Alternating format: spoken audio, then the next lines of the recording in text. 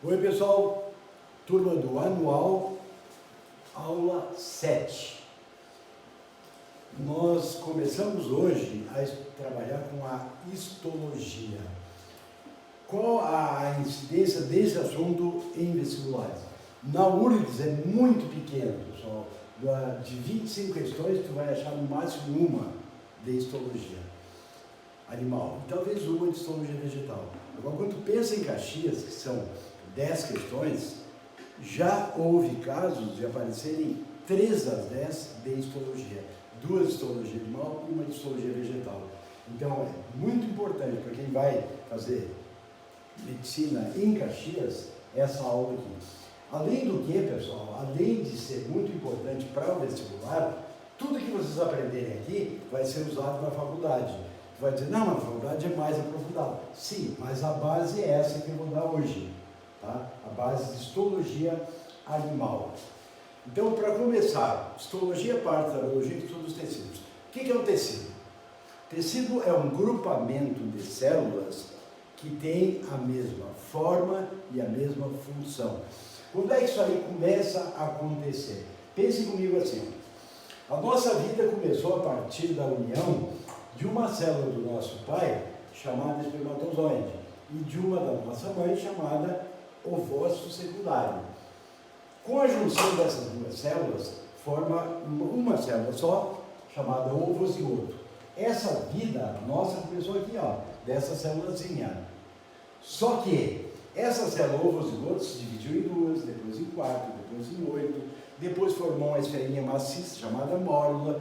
Essa mórula recebeu água que se concentrou no interior, as células do centro foram para a superfície, então eu passei a chamar blástula. Aí um dos polos da blástula migrou até atingir o polo oposto, eu chamei de gástrula. Depois vai ocorrer a neula, a histogênese. Agora, qual é a diferença gênica entre esse zigoto e as células que nós temos quando adultos?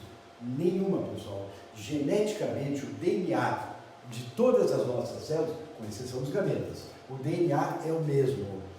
Então, se alguém te perguntar por que uma célula da boca fabrica amilase? Porque ela está usando uma parte específica do genoma. Quando eu pensar numa célula lá do pâncreas, uma célula das ilhotas de Langerhans, que é aquela parte endócrina do pâncreas, ela vai ter o gene para fabricar a amilase, só que esse gene vai estar inativado. A célula lá do pâncreas, ela vai ativar o gene da insulina, que na nossa boca estava desativado. O nome disso aí, pessoal, é diferenciação. Vamos de novo, o que é diferenciação? É quando cada célula explora partes específicas do seu genoma para cumprir funções específicas. Então, os genes da minha célula da pele e da minha célula da glândula salivar, eles têm rigorosamente a mesma bagagem hereditária. Só que os que funcionam na boca não são exatamente os que trabalham no nosso intestino, nas diversas partes do nosso corpo. Isso aí é chamado de diferenciação. Quando nós estudarmos os animais, nós vamos seguir uma sequência assim, ó. Primeiro a gente vai estudar os poríferos, depois os quinidários, depois os plateomintos, depois os nemateumintos, a seguir os anelídeos, depois os moluscos, seguindo artrópodes, equinodermos e cordários. Aonde é que a histologia vai aparecer aqui, pessoal? Ela vai aparecer aqui, ó. Porque os poríferos não têm tecidos. Os tecidos surgem a partir dos quinidários, porque a diferenciação ela vai ocorrer a partir dos quinidários. Se eu estivesse fazendo uma tabelinha para as plantas, essa tabelinha seria assim, ó, briófitas, pteridófitas, gimnospermas e angiospermas, mono e dicotiledônia. Agora aqui, pessoal, ó, onde é que vai aparecer a minha tabelinha para estudar a histologia? A partir de pteridófitas. Então, as briófitas não têm tecidos, elas não têm diferenciação. O mesmo que aqui, ó, até poríferos não há diferenciação. A partir de quinidários tem a diferenciação. Quanto mais complexo o indivíduo, maior a diferenciação ou menor? maior a diferenciação. Só que quanto maior a diferenciação, menor a capacidade de regenerar. Então vem comigo aqui, ó, os grupos animais. Quem é que regenera facilmente as suas células? Esse grupo que me dá os plateumintos. E depois aparecem os equinodermas. Aí a pessoa diz assim, não, mas pera um pouquinho, os equinodermas estão mais próximos a plateumintos do que os nematomintos? Estão, porque na evolução dos seres, essa tabela é feita com base na embriologia. E a embriologia cuida com os indivíduos na fase embrionária, jovem. Quando adulto, esse equinoderma ele é altamente evoluído. Por que ele é tão evoluído? Ele é menos evoluído que o plateuminto. Porque acontece assim, pessoal. O equinoderma, ele só existe nos mares. Em nenhum momento da evolução dos seres vivos, o equinoderma veio para a Terra. Então, para viver no mar, o indivíduo não precisa de muitas adaptações, porque é muito estável no mar. Então, eu noto que, a partir de plateuminto, quando a vida começa a aparecer na Terra, os seres são muito mais evoluídos. A primeira coisa que eu marco como evolução é a simetria bilateral. A primeira simetria bilateral aparece nos plateumintos. Então, por isso que eles são mais evoluídos que o equinoderma. Então, se eu lesar um plateuminto, ele ainda tem regeneração. Agora, o equinoderma tem uma regeneração assim fabulosa. Se eu tirar um braço do equinoderma, ele vai regenerar esse braço. Se eu fizer a mesma coisa com um anelídeo, ele não vai regenerar aquela parte perdida.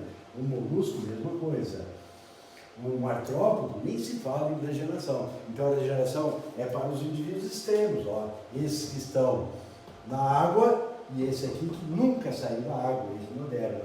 Então ele é parecido conosco em termos embrionários. Ele adulto, ele não tem basicamente nenhuma semelhança conosco. Então essa classificação que eu coloco aqui no quadro, pessoal, ela existe em função da embriologia. Então, vamos voltar. O que é diferenciação? É quando cada célula assume porções do seu genoma que vão diferenciar essas células e as outras porções do genoma não serão diferenciadas nesse grupo de indivíduos. Então, vamos seguir de novo com aquele exemplo. Ó. O pâncreas, ele é uma glândula endócrina ou exócrina? Na verdade, o pâncreas é uma glândula mista. Por que é uma glândula mista? Porque ele tem uma parte exócrina. A parte exócrina do pâncreas é denominada de ácidos pancreáticos. E ela produz a amilase pancreática, ela produz a tripsina e ela produz a lipase. E essas enzimas são lançadas no tubo digestivo, que aliás nós consideramos ambiente. Por isso que essa parte do pâncreas é uma parte exócrina. A parte endócrina do pâncreas são as ilhotas de Langerhans. Essas ilhotas de Langerhans produzem insulina e glucagon. E insulina e glucagon são hormônios. Os hormônios são sempre lançados no sangue. Então essa parte dos pâncreas que produz os hormônios, essa parte é endócrina. Aquela parte que produz, por exemplo, a amilase, é uma parte exócrina. Como o pâncreas tem os dois tipos de secreção, a gente o chama de célula mista.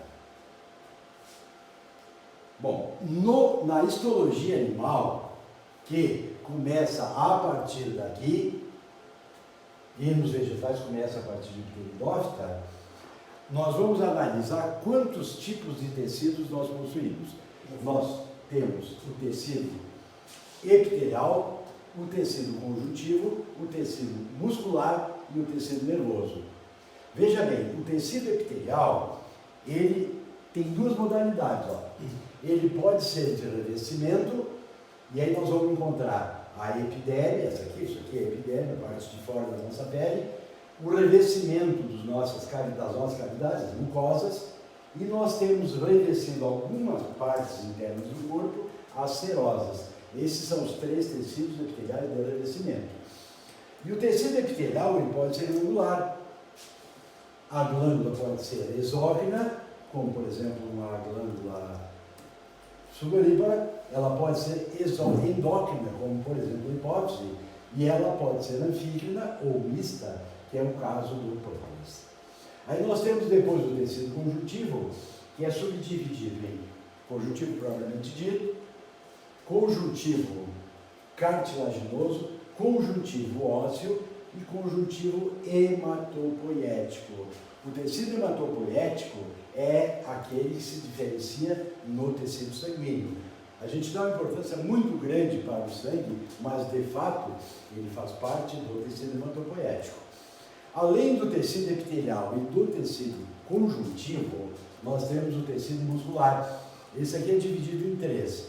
Tem o muscular liso, tem o muscular estriado, mas nós vamos dar preferência a chamá-lo de esquelético, depois eu vou explicar por quê. E tem o tecido muscular cardíaco, são esses três aí. E por último, aparece o tecido mais especializado do nosso corpo, que é o que nós chamamos de tecido nervoso, que vai apresentar os neurônios e vai apresentar as células da glia, ou neurônia. Começamos com o tecido epitelial. O tecido epitelial, a característica importante é que ele tem as células muito próximas uma da outra. Ele não tem, ou tem pouquíssima substância intersticial. Tem um sentido para ele não ter ou ter pouca substância intersticial? Claro que tem. É porque ele está servindo para revestir. Se eu estou revestindo alguma estrutura, eu não posso deixar espaço entre as células. Então, o tecido epitelial tem pouca ou nenhuma substância intersticial. A outra função do tecido epitelial é formar glândulas. Uma glândula, claro que não pode ter espaço entre as células, porque aí aquele produto poderia ser exteriorizado. Então, sempre células muito próximas. O que eles podem também te questionar é o seguinte: qual é a origem dos tecidos? Veja bem, ó. Quando a gente estuda a origem dos tecidos, nós consideramos um embrião em fase de gástrula e os seus 3 folhetos embrionários. Considerava. Nós temos o ectoderma, o mesoderma e o endoderma.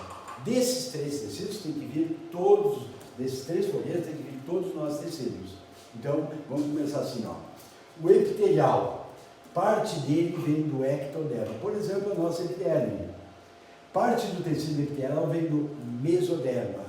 As serosas, que eu vou falar daqui a pouquinho, em pleura, peritônio, pericardio, isso tudo é serosa e vem do mesoderma. E as partes mais escondidas das nossas mucosas, elas vêm do endoderma. Então, o tecido epitelial, ele provém dos 3 folhetos embrionários. Já vamos matar essa charada, ó. O tecido conjuntivo vem sempre do mesoderma. O tecido muscular vem do mesoderma. E o tecido nervoso vem do ectoderma. Bom, agora vamos analisar cada um dos tecidos. Se eu fosse representar o tecido epitelial, eu poderia fazer assim, ó.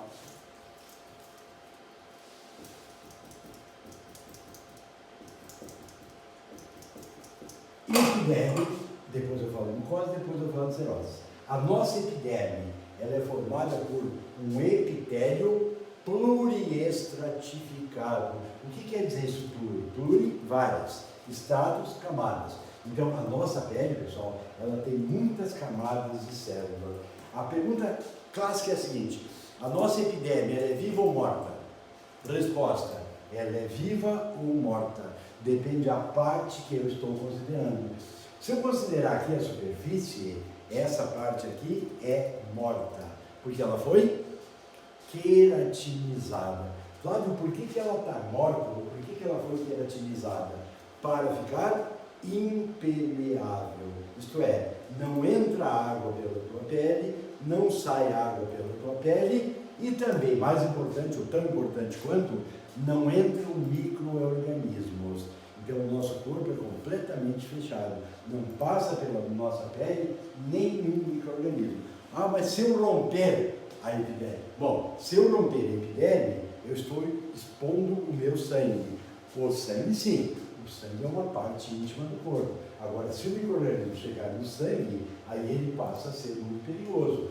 Enquanto ele estiver fora da pele, ele não está chegando ao nosso íntimo celular.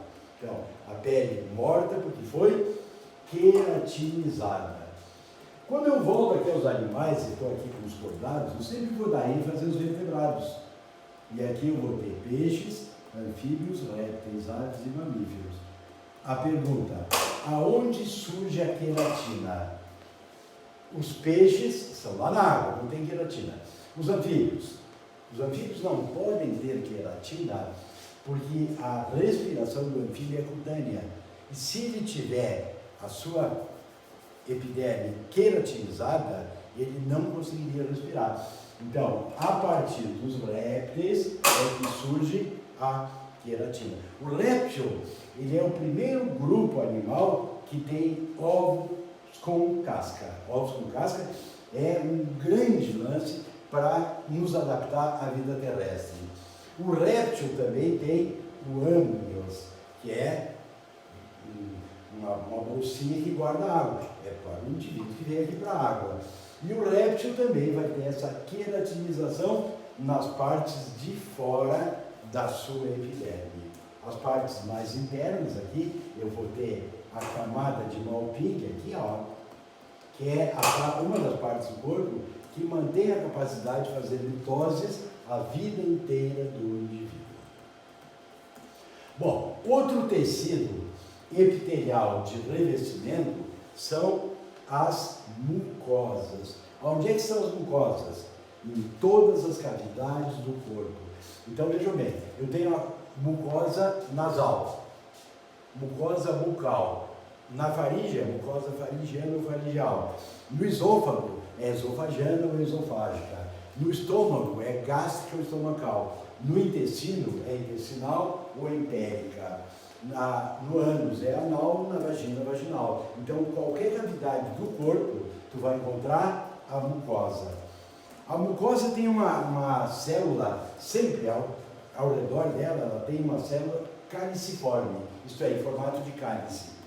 Essa célula da mucosa, ela libera o tempo inteiro uma substância chamada mucinógeno ou mucinogênio.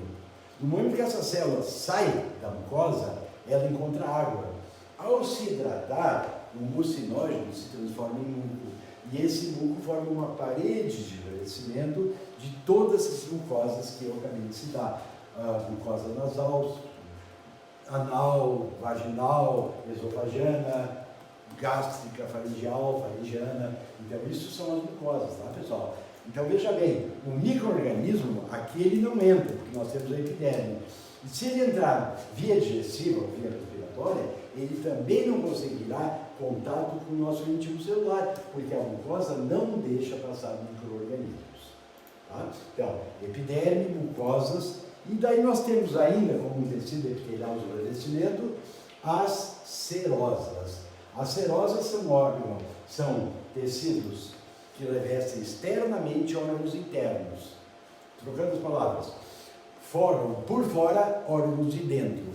As mucosas, as serosas, se nós temos que saber, pessoal, são apenas 3. A serosa dos pulmões é bastante conhecida, a gente chama de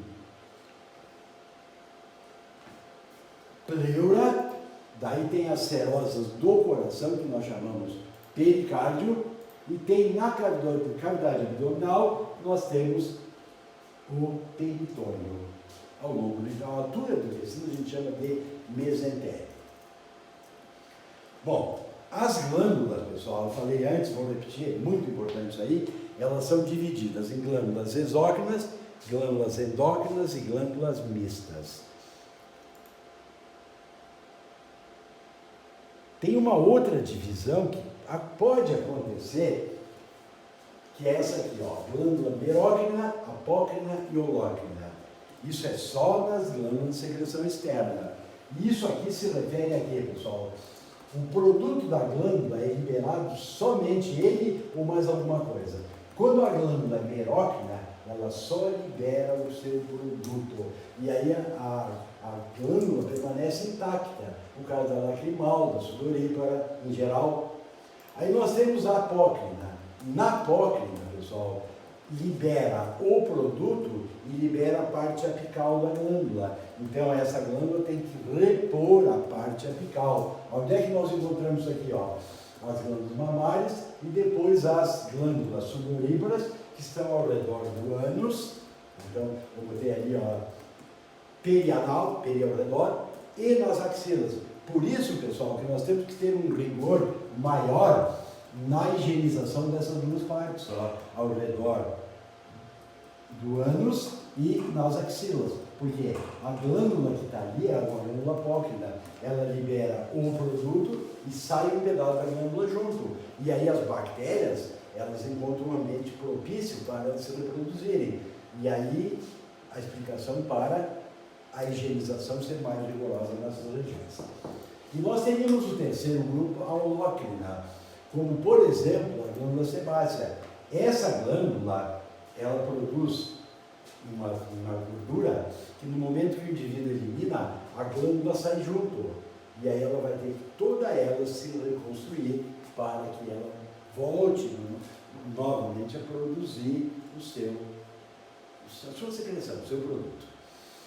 A glândula anvíquina ou mista é aquela que tem uma parte que produz substâncias que são lançadas no ambiente e uma parte que produz substâncias que são lançadas no sangue. A mais famosa delas é o pâncreas. Eu falei há minutos atrás, mas eu vou repetir. Ó. O pâncreas tem uma parte exócrina que a gente chama de ácidos pancreáticos.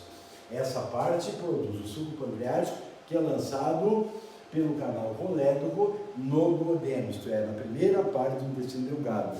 Então ela trabalha na digestão. Por isso que a sua secreção é chamada de secreção exócrina, porque o nosso tubo digestivo, na biologia, ele é considerado ambiente. E o pâncreas tem uma parte que é endócrina. Como assim? É uma parte que produz hormônios. Quais são os hormônios do pâncreas? A parte endócrina é chamada de iotas e Langerhans. E ela produz dois hormônios, a insulina e o glucagon. A insulina, pessoal, ela faz a glicogênese. O que é a glicogênese? Quando a gente come açúcar, há uma tendência natural a absorver esse açúcar, que a nossa glicemia aumente. Como a capacidade de absorver a glicose, ela é limitada lá nos nossos rins, então o que acontece? Esse hormônio chamado insulina, ele retira o excesso de glicose e promove a glicogênese, transformação em glicogênio, e aí nós armazenamos esse glicogênio nas células musculares e nas células hepáticas. Só que aí nós insistimos em ficar vivo e continuamos gastando energia. A tendência é que a nossa glicose baixe a taxa. E a tendência é que nós ficássemos hipoglicêmicos. Porque aí entra o glucagon. O glucagon faz o inverso da insulina. Se a insulina faz a glicogênese, o glucagon faz a glicogenólise. Isto é, ele quebra o glicogênio para repor a glicose que nós precisamos na oxidação dessa glicose para gerar a energia que nós vamos usar nas nossas atividades vitais. Bom, além do pâncreas, nós teríamos os testículos e os ovários, que também trabalham como glândulas mistas. Mas para vestibular, nós temos que nos preocupar com o pâncreas. É o que mais cai em vestibular, portanto, é o que mais deve nos preocupar. Tecido conjuntivo. Ele tem importantes diferenças para o tecido epitelial. Eu falei antes que o tecido epitelial tem as células muito próximas, com pouca ou nenhuma substância intersticial. O tecido conjuntivo é bem ao contrário, ele tem muitos espaços entre as células. Os espaços são tão grandes, pessoal, que pode até aparecer células entre as células especializadas. Que células seriam essas? Primeiro vamos analisar algumas palavrinhas. Ó. O que quer dizer blastose? Blastose quer dizer embrião. Então, nos tecidos conjuntivos, nós podemos encontrar fibroblastos, quer dizer, células jovens capazes de formar fibras. Quando essas células chegarem à fase adulta, elas serão chamadas de fibrócitos. E aí elas serão capazes de fabricar fibras de colágeno, entre outros tipos de fibras. Nós temos também os mastócitos. Os mastócitos, eles são capazes de produzir a heparina e a histamina. A heparina é um anticoagulante e a histamina é um vasodilatador. Isso aqui, quando ocorrerem problemas de infecções, ou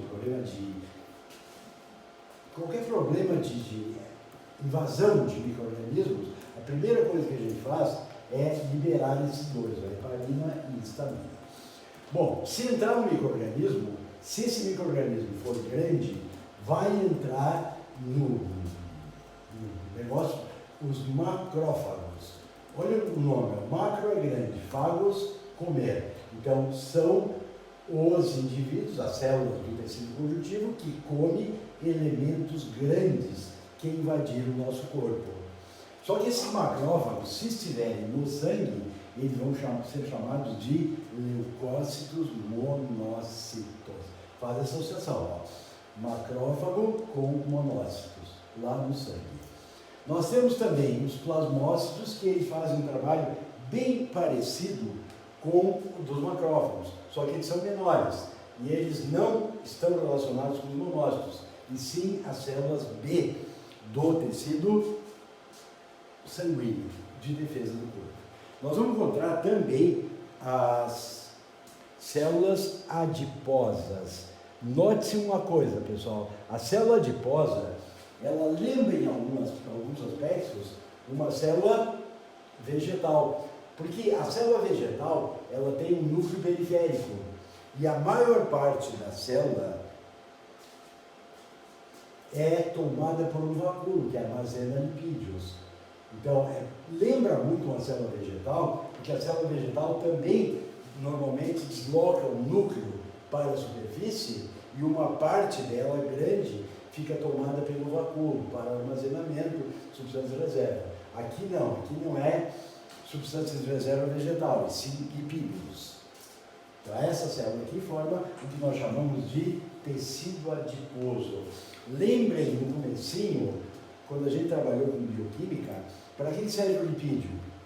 O lipídio é um isolante térmico, ele é um isolante elétrico, ele protege contra choques mecânicos, além do que o lipídio pode gerar hormônios, no caso o estrogênio e a testosterona, vem a partir do lipídio, e também o lipídio pode formar hormônios, pode formar vitaminas, por exemplo, o colesterol, ele tem um isômero chamado ergosterol.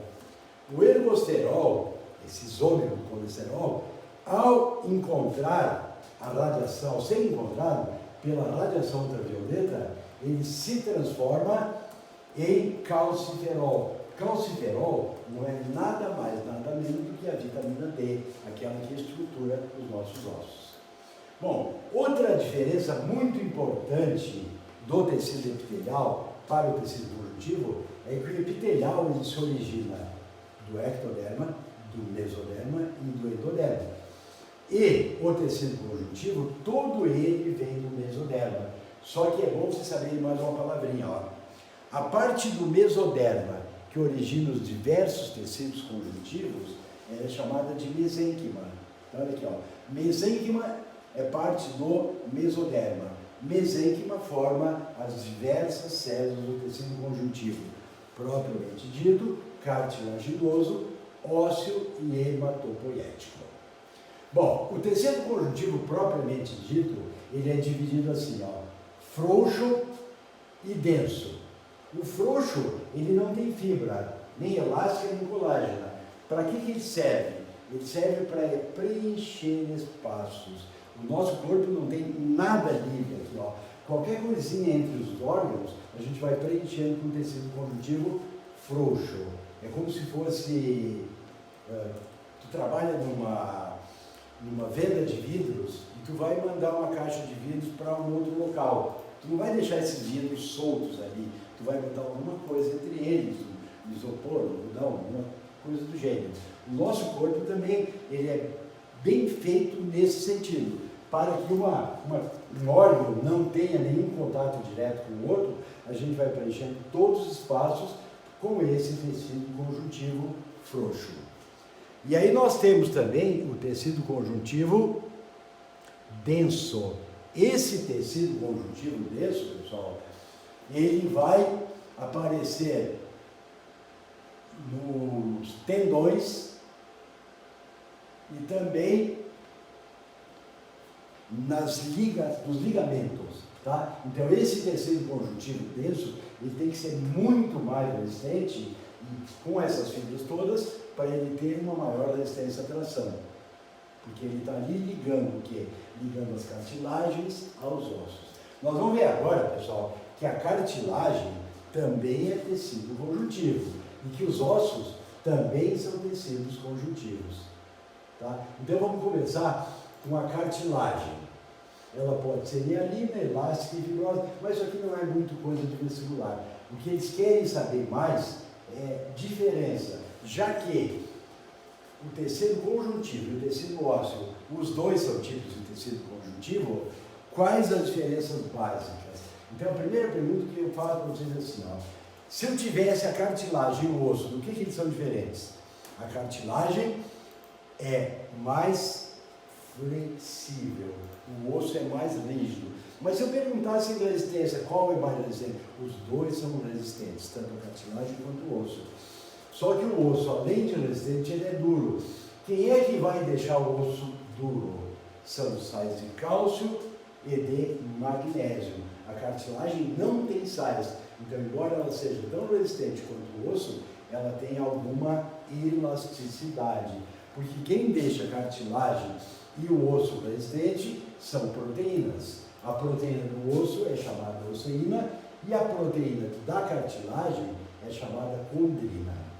Bom, ainda comparando cartilagem com osso, a diferença que eles mais questionam no vestibular é a seguinte: a cartilagem, ela não tem vasos. Então, ele diz assim, ó, ela não é vascularizada. E o tecido ósseo, ele tem vasos? Principalmente, pessoal, esse aí é que tem vasos. Porque se vocês observarem essa figura aqui do osso, ó, vocês vão notar que ele tem uma parte externa e uma parte interna. Essa parte interna do osso é chamada de medula óssea. O que faz essa medula óssea? A medula óssea, pessoal, ela é o principal tecido hematopoético. O que é hematopoético? Hematopoético é aquele responsável por formar os elementos sólidos do sangue, leucócitos, hemácias, plaquetas, tudo isso aí vem do osso. Então é óbvio que o osso tem que ser ricamente vascularizado. Se eles perguntarem mais detalhes dos vasos do osso, imagine um osso longo, ó. Os vasos que percorrem longitudinalmente o osso são chamados de canais de Avers. Os que são transversais a gente chama canais de Volkmann. Agora, se eu reunir os canais de Avers mais os canais de Volkmann, eu tenho um sistema altamente complexo que a gente chama de sistema de Avers. É o sistema de canais que existem no interior dos ossos. Isso é extremamente importante, eu repito, para elaborar os elementos sólidos do sangue. Esses elementos sólidos do sangue, eles são fabricados a partir, então, da medula óssea. No livro de vocês eu coloquei a seguinte experiência, ó. Imaginemos que a gente pegue o osso e queime esse osso. Passado algum tempo, nós vamos pegar um osso que não foi queimado e osso queimado. E vamos bater os dois num determinado obstáculo. Com pouca força, e nós vamos aumentando essa força. Qual é o que vai quebrar? A tendência é que quebre o osso que foi queimado, foi aquecido. Por quê? Porque ao aquecermos, nós retiramos do osso a osseína, que é aquela proteína que lhe dá resistência. mas ele continua duro. Claro que a resistência do osso não tem nada a ver com a dureza. Então, o osso aquecido ele fica quebradiço, ele se quebra, ele se rompe com facilidade, porque ele não tem a proteína que o protege contra a tração. Aquele osso, o segundo osso que eu vou botar aqui para vocês experimentarem, nós vamos colocar esse osso numa solução de ácido clorídrico. O que o ácido clorídrico vai fazer com esse osso?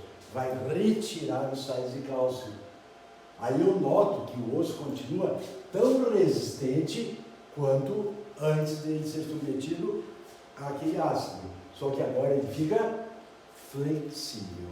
Então vamos de novo. Ó. A dureza do osso é dada pelos sais de cálcio, a resistência é dada pela oceína. As duas características do osso são importantíssimas. Não adianta a dureza sem a resistência, não adianta a resistência sem a dureza. As duas coisas se complementam. Bom, vamos voltar para a medula óssea. Isso aqui vai ser trabalhado na aula que vem com bastante calma, pessoal. Mas hoje a gente vai ter esse primeiro contato, mas sempre lembrando. Ó, daqui a pouquinho nós vamos falar de novo disso aí. É a parte mais importante da histologia, dessa primeira parte da histologia. Então veja bem, ó, eu vou pegar o osso e vou ver que no interior do osso tem a medula óssea.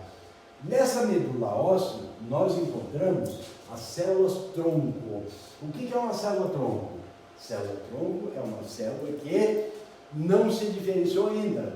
Então uma célula tronco, ela, dependendo do tipo, nós vamos trabalhar isso aí futuramente, quando estudarmos embriologia, que nós temos a célula tronco totipotente. É a mais importante que existe. É aquela que pode originar qualquer tipo de tecido e pode inclusive organizar um ser vivo inteiro. Aqui no osso nós não temos essas totipotentes, nós temos as pluripotentes. Pluripotente é que pode formar vários tipos de tecidos. Então essas pluripotentes, elas formam a célula mieloide. Essa célula mieloide pode formar o eritroblasto, o neutrófilo, o acidófilo, o basófilo, o monócito, o megacariócito e a célula linfóide. Agora vamos tudo de novo, bem devagarinho, tá, pessoal? A célula tronco formou a célula mieloide. Essa célula mieloide pode formar o eritroblasto. Por favor, analisem essa palavrinha. O que é eritro? Eritro quer dizer vermelho. Então, eritroblasto, blasto é célula jovem. Então, é uma célula vermelha jovem. Essa célula vermelha jovem, o eritroblasto, ela pode se transformar numa hemácia ou num eritrócito. Agora, muita atenção, pessoal. Algumas universidades consideram que eritrócito e hemácia é a mesma coisa. Tem algumas universidades particulares que consideram hemácia uma coisa e eritrócito outra. Então, a esclarecer, essas universidades que fazem diferença entre eritrócito e hemácia, a diferença eles consideram o seguinte: hemácia é um glóbulo vermelho quando não tem núcleo, é o glóbulo vermelho do mamífero. Eritrócito é o glóbulo vermelho que ainda tem núcleo. Quem é que tem eritrócito? Os anfíbios, os répteis, as aves e os mamíferos camelídeos. Os outros mamíferos têm hemácia, que é sem o núcleo. A nossa, pessoal, o nosso eritrócito, eu posso chamá-lo de eritrócito, mas, de acordo com esses autores, seria melhor classificar como uma hemácia, porque não é uma célula. Quanto tempo dura uma hemácia? Ela dura de 30 a 120 dias. Tá, mas ela não tem núcleo, como é que ela se reproduz? Ela não se reproduz. Aí está o detalhe, ó. Ela é produzida a partir da medula óssea, porque justamente ela não tem núcleo. Não tendo núcleo não é uma célula verdadeira. Então, o eritroblasto está ali para isso, para formar o eritroblasto ou hemácia. Aí nós temos a célula mieloide que formou o neutrófilo. Ela vai poder formar também os leucócitos acidófilos e eosinófilos. São 5 tipos de leucócitos, tá? Esses aqui são aqueles que são denominados conforme afinidade por corantes neutros, neutrófilo, acidófilo, corantes ácidos, e basófilo, corantes básicos. Aí nós teríamos ainda a célula mieloide do tipo monócito. Olha aqui, ó, ela foi falada há uns minutos atrás. Ó. O monócito no sangue, ele é chamado de monócito. Agora, se ele sair do sangue e ganhar o tecido conjuntivo próximo, ele passa a ser chamado de macrófago. E ele vai englobar elementos estranhos de grande porte. Bom, a célula mieloide também forma um megacariócito. O que é um megacariócito?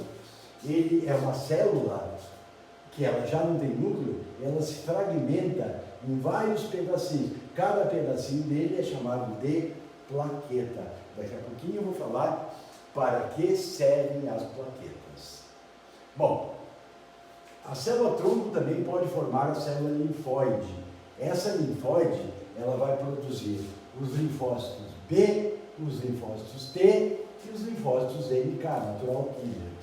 Esses linfócitos aqui, pessoal, eles são tão importantes que eles vão ganhar uma aula só para eles, tá? Porque a nossa defesa do corpo será toda ela feita por esses tipos de elementos aqui, ó.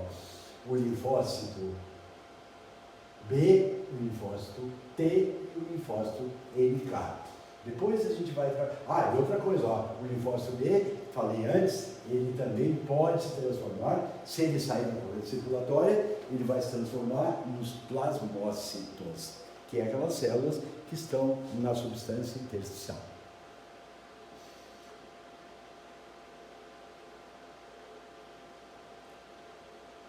Agora nós vamos falar mais um pouquinho de sangue. O sangue é um tecido sólido ou líquido? Resposta. O sangue tem uma parte líquida e tem uma parte sólida. A parte líquida do sangue é denominada de plasma. Para que serve o plasma? Bom, pessoal, aqui vem uma questãozinha bem possível de ser encontrada. Em primeiro lugar, qual é a diferença de plasma e soro? O plasma, ele pode ser coagulado. O soro é o plasma que a gente tira o fibrinogênio. Então a gente pode dizer assim, ó, o soro é o plasma desfibrinado. Então, o soro pode coagular. Desculpa, o soro não pode coagular, o plasma pode coagular. Só que nos vestibulares, eles às vezes podem ser um pouquinho venenosos. Eles podem perguntar não a diferença de soro e plasma, e sim a diferença de vacina e soro. Não tem absolutamente nenhuma relação com isso aqui, tá, pessoal? A história de vacina e soro são defesas do nosso corpo. A vacina é preventiva, contém antígenos e ela é ativa. Ela ativa o nosso sistema imunológico. O plasma, vejam, não é esse plasma aqui que eu estou falando, parte líquida do sangue. É o plasma se comparado ao soro. O plasma contém anticorpos, ele não é preventivo como a vacina, e sim curativo, e ele é passivo. Ele não age sobre o sistema imunológico, ele é passivo em relação ao sistema imunológico. Mas isso é uma coisa que a gente vai trabalhar em outro livro, tá? Por enquanto, estou falando desse plasma aqui, ó. É o plasma que é a parte líquida do sangue. O que esse plasma faz? Ele transporta hormônios. Alguns minutos atrás, eu falei que uma glândula exócrina lança o seu produto aonde? No ambiente, porque a glândula exócrina tem canal excretor. Uma glândula endócrina lança o seu produto diretamente na corrente sanguínea, porque ela não tem canal excretor. Então, isso que é produzido pela glândula endócrina é o que nós chamamos de hormônio. E aí ele vai ser conduzido pelo plasma, esse tal de hormônio, até o órgão-alvo. Por exemplo, se eu produzo lá na hipófise a somatotrofina, eu tenho que lançar essa somatotrofina onde ela possa atuar, que são partes envolvidas com o nosso crescimento. Então isso é o trabalho, um dos trabalhos do plasma é esse, transportar os hormônios, desde a o local de sua formação até o órgão-alvo, até aquele órgão onde o hormônio vai exercer a sua atividade. Então, uma função do plasma já foi. Segunda função do plasma, transportar parte do gás carbônico. Então, veja bem, a hemácia, ela transporta o oxigênio, e ela também ficaria encarregada de transportar o gás carbônico, só que o gás carbônico é maior, então ele exige mais. Por isso que a hemácia precisa de alguém que ajude para transportar o sangue, no caso venoso, o sangue com o gás carbônico. Bom, outra coisinha, vocês lembram que é polímero e monômero. Por exemplo, a proteína é um polímero. Qual é o monômero da proteína? O aminoácido. Significa que a proteína circula pelo nosso corpo? Responderam certo, não circula pelo nosso corpo, porque ela é polímero, ela é muito grandona. Então, quando a gente come uma proteína, que é um polímero, quando a gente come um lipídio, que é um polímero, quando a gente come um polissacarídeo, como o amido, que é um polímero, nós temos que fazer o que com esses polímeros? Nós temos que hidrolisá-los, nós temos que quebrar as ligações e preencher as ligações que se criou com as moléculas de água. Só que aí esses monômeros, por exemplo, aminoácidos que vêm das proteínas, eles têm que ser mandados para as células. Quem é que vai levá-lo às células? É trabalho para o plasma. Então, só insistindo com você, transporta parte do gás carbônico, transporta os hormônios e transporta os monômeros. O monômero da proteína é o aminoácido, os monômeros dos açúcares são glicose, galactose e frutose, e os monômeros dos lipídios são as dos graxos e glicerol. Tudo isso aí vai até o intestino, e lá do intestino nós temos que mandar pelo sangue ou pela linfa para as células. O que for pelo sangue vai ser carregado pelo plasma. Então, a função do plasma é transportar alimentos. Quando eu repito alimentos, quando eu falo em alimentos, eu falo nos monômeros. Monômero da proteína aminoácida, monômero do amido glicose, monômero das gorduras, ácidos graxos e mais glicerol. Além desses três trabalhos que o plasma faz, ele também anda pelas células captando substâncias que não interessam, que até possam nos intoxicar. E aí o que ele faz com essas substâncias? Ele leva lá nos rins para que o sangue, quando passar pelos rins, seja filtrado. E aquelas coisas que não nos interessam mais vão pela urina para fora do nosso corpo. Resumindo, então, funções do plasma: transporte de alimentos, transporte de hormônios, transporte de excretas e transporte de parte do gás carbônico, já que a hemácia não conseguiu levar, além do oxigênio, todo o gás carbônico de volta. Abandonamos então a parte líquida do sangue, o plasma, e vamos para a parte sólida do sangue, que nós chamamos de elementos figurados. A primeira que nós vamos trabalhar, pessoal, é o chamado glóbulo vermelho. Esse glóbulo vermelho, veja bem, segundo alguns autores, glóbulo vermelho pode ser chamado de hemácia, pode ser chamado de eritrócito. Para a URGS, a regra é essa, para a URGS, hemácia e eritrócito é a mesma coisa. Tem algumas universidades, algumas particulares, que consideram hemácia uma coisa, eritrócito a outra.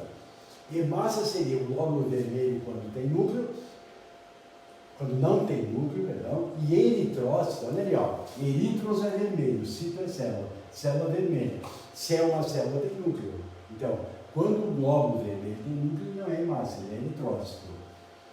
Em nós, mamíferos, o glóbulo vermelho é uma hemácia, mas nos vivos ele pode aparecer tranquilamente como um eritrócito. Então essa diferença aqui ela não é unanimidade dentro da biologia, mas se a pessoa que está elaborando a questão quiser cobrar de vocês, ela pode, porque muitos livros trazem essa diferença. Vou voltar isso aqui e vou insistir, tá? Quando o glóbulo vermelho ele tem núcleo, ele pode ser chamado, não é que ele vá ser chamado, ele pode ser chamado de eritrócito. Quando o glóbulo vermelho não tem núcleo, ele é chamado, pode ser chamado de hemácia, certo? Nos dois casos, esse glóbulo vermelho, ele é rico numa substância. Como é o nome da substância? Tem que saber. é hemoglobina. Essa hemoglobina, pessoal, ela pode se juntar com o oxigênio e ela pode se juntar com o gás carbônico. Quando a hemoglobina se junta com o oxigênio, a gente chama essa junção de oxihemoglobina. Quando o sangue estiver com oxihemoglobina, a gente vai dizer que esse sangue sofreu hematose. Então ele é chamado sangue hematosado ou arterial. Ele sai assim dos nossos pulmões, porque lá nos alvéolos pulmonares ocorreu hematose. Aí esse sangue hematosado ele vai até as células. Para quê? Para liberar esse oxigênio lá para as células. Quando ele chega nas células, ele larga o oxigênio e pega o gás carbônico. Então a hemoglobina ela deixa de ser oxihemoglobina e passa a ser carbohemoglobina. O sangue deixa de ser hematosado e passa a ser venoso. Tá, pessoal? O sangue rico em oxigênio é arterial e hematosado. O sangue rico em gás carbônico é o sangue venoso, o sangue que não tem mais o que fazer com ele. Nós temos que mandar de volta os pulmões para ele sofrer uma nova hematose. E aqui vem a verdadeira tragédia, né? Essa hemoglobina ela tem 20 vezes mais reatividade com esse elemento aqui do que com esse. Quem é esse elemento aqui? Ó? Esse aqui é o monóxido de carbono. Quando a hemoglobina encontrar o monóxido de carbono, ela dá preferência para o monóxido de carbono do que ao oxigênio. Então a hemoglobina pode se grudar com o monóxido de carbono e formar a carboxihemoglobina. Repetindo, ó, hemoglobina ligada no oxigênio, oxihemoglobina, sangue arterial, sangue hematosado. Hemoglobina ligada ao gás carbônico, carbohemoglobina, sangue venoso. Veja bem, ó, a oxihemoglobina e a carbohemoglobina são instáveis, elas podem reverter de um tipo ao outro. Agora, quando a hemoglobina se juntar com o monóxido de carbono, ela vai formar a carboxihemoglobina. É um problema sério, porque a carboxihemoglobina é estável. Ela não vai mais poder liberar esse monóxido de carbono. E aí, então, aquela hemácia, aquele eritrócito, não vai mais servir ao nosso corpo. Se nós tivermos muita hemácia ligada a esse monóxido de carbono, nós teremos insuficiência respiratória. Tá, pessoal? Então, vamos de novo. Oxihemoglobina, sangue arterial, carbohemoglobina, sangue venoso e carboxihemoglobina é o desastre. É quando a nossa hemácia não serve para mais nada, porque a hemoglobina está toda ela inutilizada pelo monóxido de carbono. Isso aqui é quando a gente faz combustão incompleta, né? E aí nós liberaremos o monóxido de carbono e vamos inutilizar as nossas hemácias. Pessoal, outra coisa que pode ser questionada é o número. Então, eu vou falar rapidamente aqui, ó. Número de glóbulos vermelhos, número de hemácias, número de eritrócitos é 5 milhões por milímetro cúbico de sangue. No homem ou na mulher não é igual. No homem, o homem tem 5 milhões por milímetro cúbico de sangue. A mulher tem 4,5 milhões de hemácias por milímetro cúbico de sangue. Mas isso aí não é muito questionado. O que é mais questionado é o seguinte: todas as universidades já botaram essa questão aqui, mas como o vestibular é muito repetitivo, eu sugiro que vocês prestem muita atenção no que eu vou falar agora. Vamos supor que você está ao nível do mar. Esse número de hemácias é 5 milhões. Aí você começa a se deslocar para um local mais alto.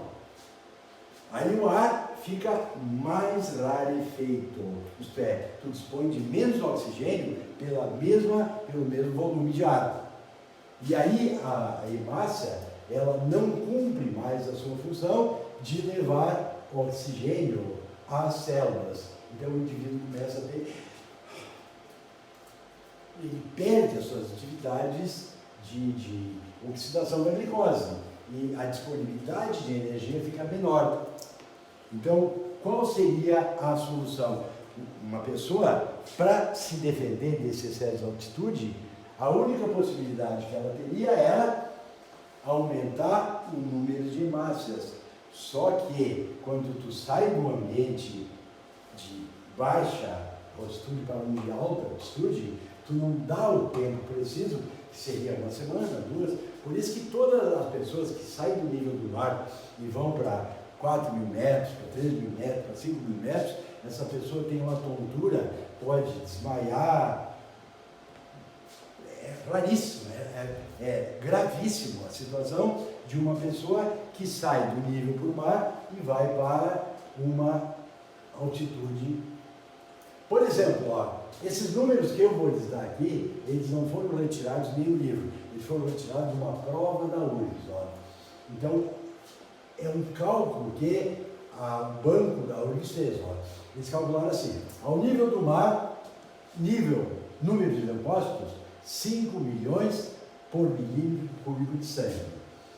A 4 mil metros de altitude, para o indivíduo ter uma resposta sadia, controlada, ele teria que ter de 6,5 a 7,5 milhões por milímetro cúbico de sangue, para ter a mesma resposta que ao nível do mar, com 5 milhões. Agora vejam bem, se ele estiver a 6 mil metros de altitude, o número de eritrócitos necessário tem que ser entre 8 e 12 milhões de eritrócitos por milímetro cúbico de sangue. Isso é mais do que o dobro que nós precisamos no momento que nós tivermos a uma altitude muito elevada.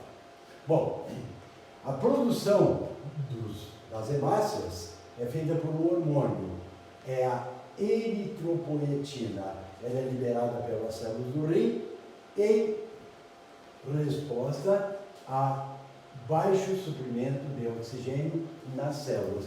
Então, a resposta é dada aumentando o número de massa. Só que, repito, ó, isso aí tu sai daqui e vai para 4 mil metros de altitude, tu teria que aumentar de um dia para o outro o número de hemácias, teria que dobrar o número de hemácias.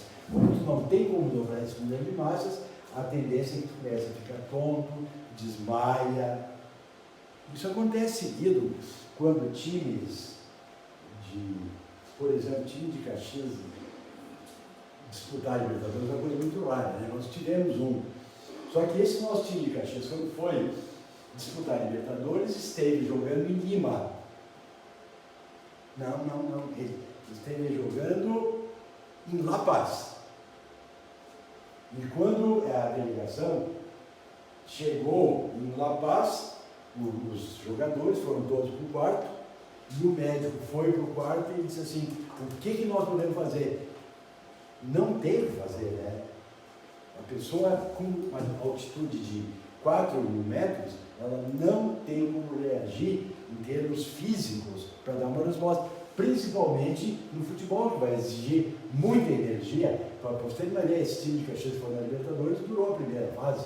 Eles não conseguiam jogar mais do que 20 minutos contra esses times que ficam lá. Então, o ideal seria que uma equipe que vai jogar em muita altitude, eles vão 15 dias ou 3 semanas, 21 dias antes do compromisso, para ir habilitando o seu organismo a aumentar o número de hemácias. Ele tem que chegar nesse número aqui, ó, 7,5, 10 milhões, 12 milhões por milímetro cúbico de sangue.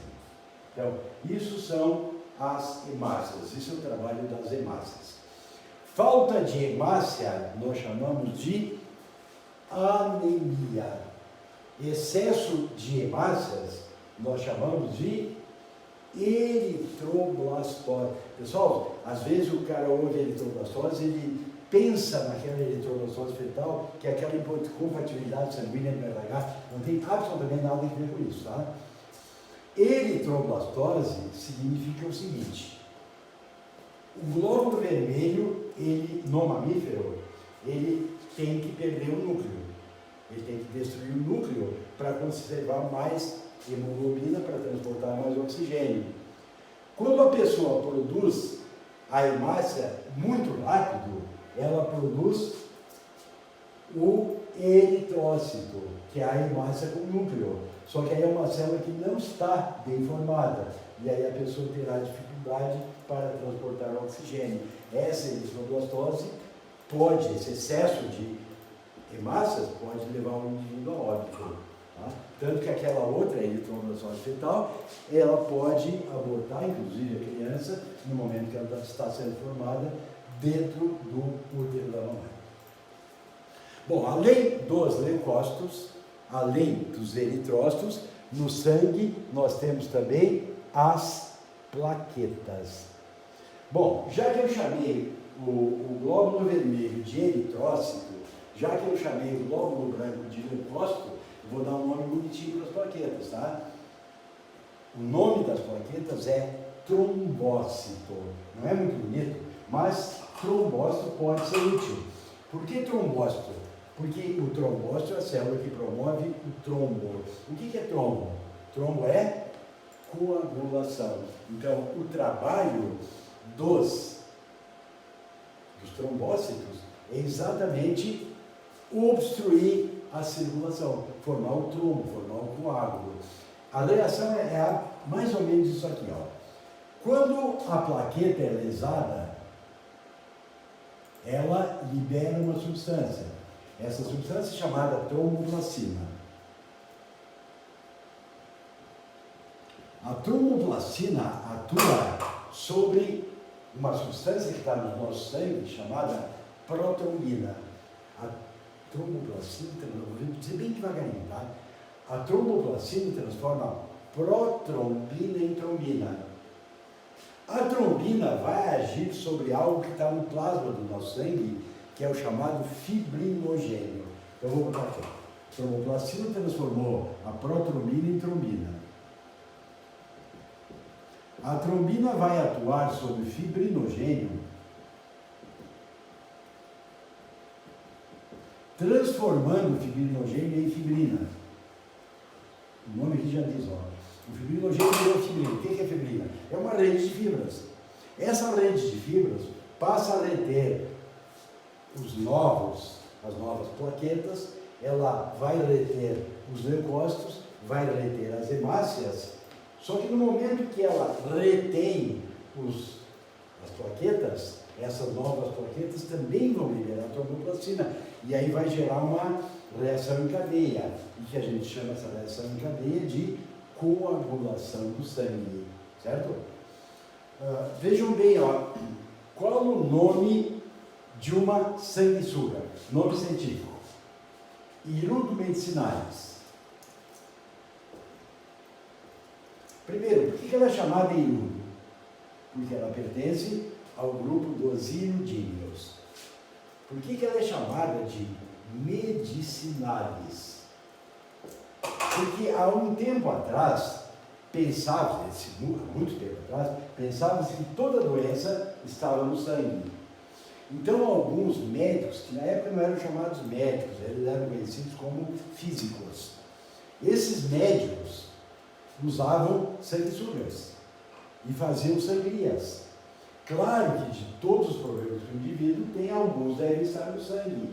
Então, quando se fazia sangria, se o problema estivesse no sangue, essa pessoa curava. E aí a sanguessuga passou a ter uma aura assim ao redor de que ela cura doenças. E aí os médicos resolveram chamá-la, esse nome não foi dado para o biólogo, foi dado para os médicos. Ela foi chamada de hirudo medicinalis por serviços prestados à medicina. Certo? Então, até hoje a gente chama de hirudo medicinalis, porque é nome científico, vem do latim, não pode se mexer em nome científico, mas o porquê do medicinalis é porque ela já foi útil. Aliás, tem alguns países que ainda usam a sanguessuga na tentativa de curar algumas doenças, mas é uma medicina bem antiga, né? Bom, eu já lhes falei no número de hemácias, 5 milhões por milímetro cúbico. Falta é anemia, excesso, eritroblastose. Número de leucócitos, só que leucócitos a gente vai trabalhar a aula, um bom pedaço da próxima aula sobre leucócitos, mas já vamos deixar antecipadinho assim, ó. Pode o indivíduo ter falta de leucócitos? Pode. A doença é leucopenia. Ele pode ter excesso de leucócitos? Pode. A doença é leucocitose. Não é leucemia? Não. Pessoal, leucemia é um aumento formidável no número de leucócitos e Aí vem de novo um pouco de folclore. Ó. Ah, a leucemia é quando os glóbulos brancos comem os vermelhos. Não diga bobagem. A leucemia é quando os glóbulos brancos, os leucócitos, estão em um número tão elevado que eles são produzidos às dezenas ou centenas. E aí é uma célula altamente destrutiva que não foi bem orientada para o que ela deve destruir. Então ela pode causar qualquer problema no nosso sistema circulatório. A falta de leucócitos, então, é denominada de leucopenia. O excesso, leucocitose. E um excesso absurdo é o que nós chamamos de leucemia. Então vamos de novo. Ó. Número de massa 5 milhões por milímetro cúbico de sangue. Número de plaquetas 300 mil por milímetro cúbico de sangue. Número de leucócitos 5 mil por milímetro cúbico de sangue. O leucócito é o que menos tem. Falta, repetindo, leucocitose, acesso à leucocitose, falta leucopenia e excesso absurdo é leucemia.